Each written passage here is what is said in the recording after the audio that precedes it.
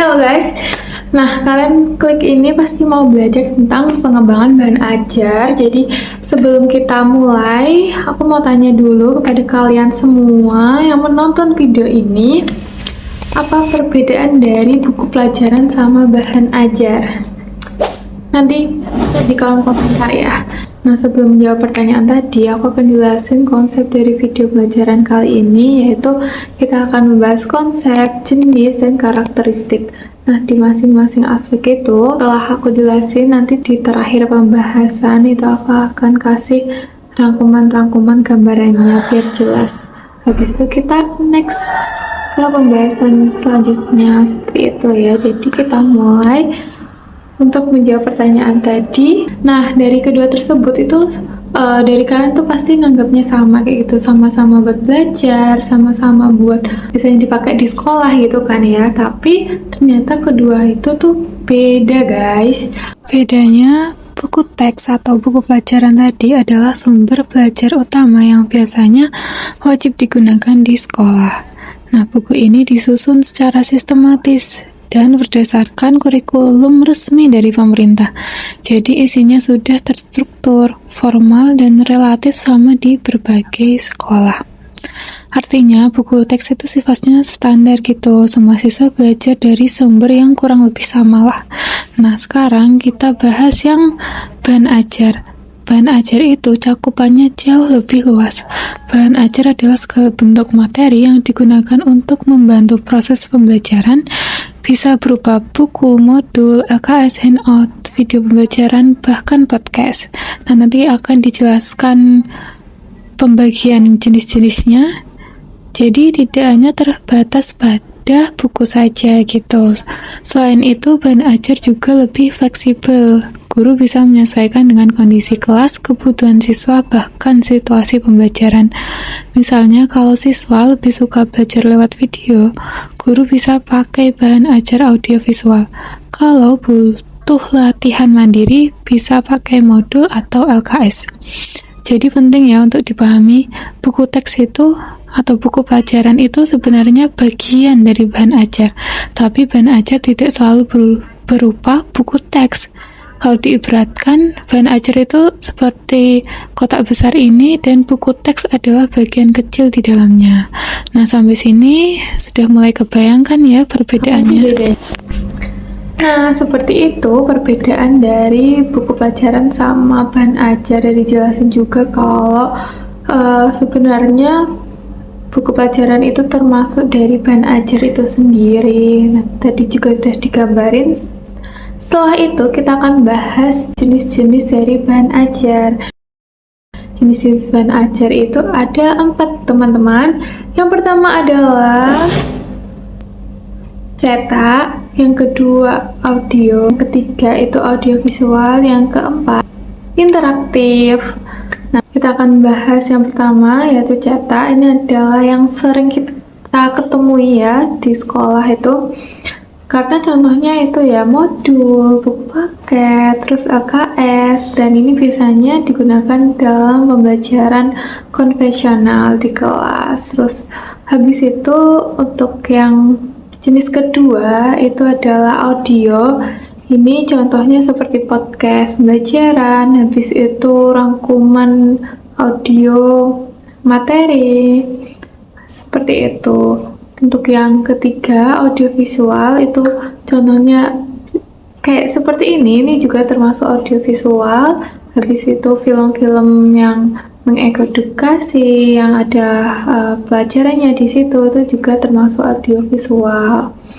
Terus untuk yang terakhir adalah interaktif. Ini tuh bahan ajar yang modern gitu ya, contohnya e-modul, habis itu LMS. Nah, di dalam itu mereka tidak hanya menerima informasi saja, tapi juga bisa berinteraksi di dalam web tersebut. Jadi seperti ini untuk gambaran lebih jelasnya dari keempat jenis itu, mulai dari cetak, audio, audiovisual, dan interaktif. Mereka pastinya punya kelebihan masing-masing dan tentunya kekurangan. Jadi tugas guru adalah memilih jenis yang paling sesuai dengan kebutuhan siswa.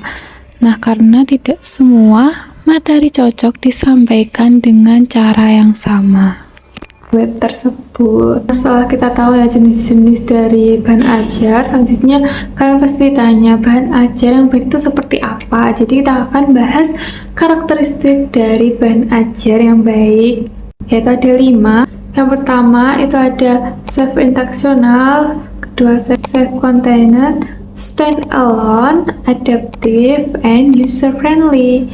Kita akan bahas yang pertama dulu, yaitu self-instructional. Itu maksudnya bahan ajar yang bisa dipelajari sendiri oleh siswa tanpa ada bantuan dari guru. Nah, biasanya itu di bahan ajar sudah ada materi, latihan soal, rangkuman, terus kunci jawaban, seperti itu.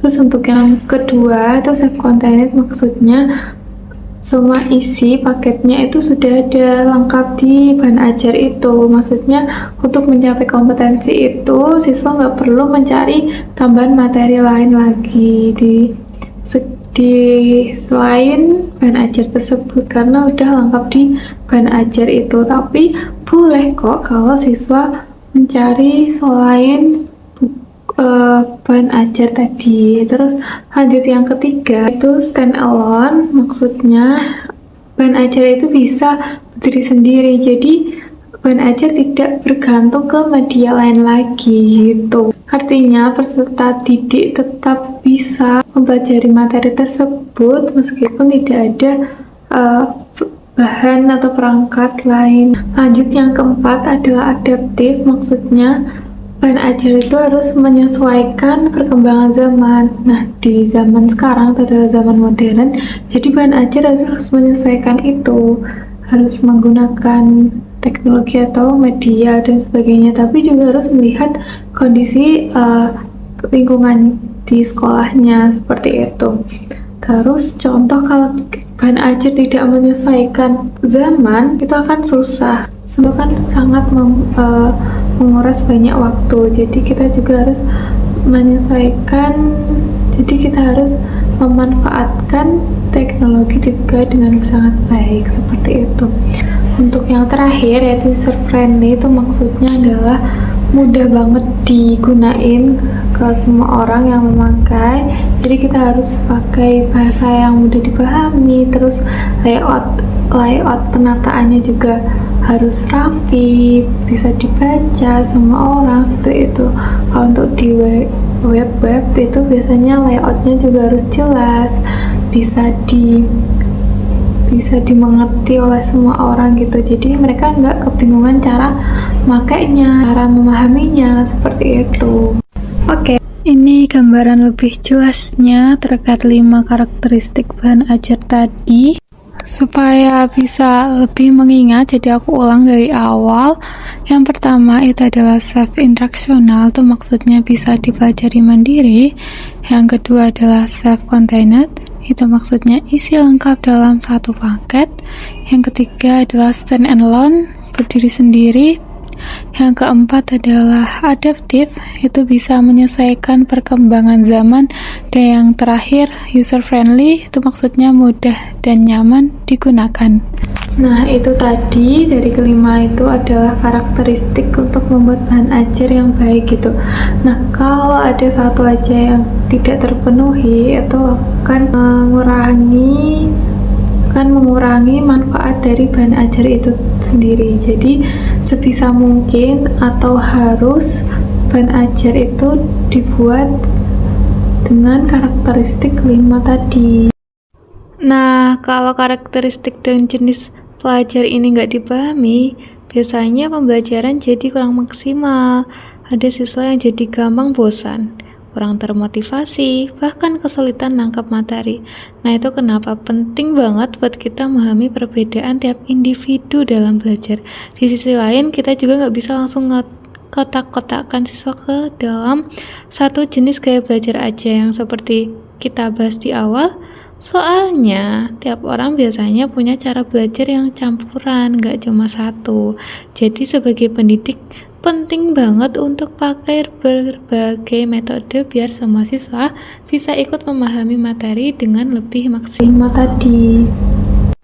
Oke, itu adalah pembahasan kita kali ini. Jadi Semoga kalian paham dari konsep, terus jenis, terus karakteristik seperti itu. Nah, sebelum aku tutup, aku punya pertanyaan untuk kalian. Apa sih dari kelima karakteristik tadi yang paling susah dibuat oleh guru untuk membuat bahan ajar seperti itu? Jadi kalau kalian udah tahu jawabannya, tulis di kolom komentar guys. Terima kasih. Jangan lupa like, subscribe, and share. Bye-bye.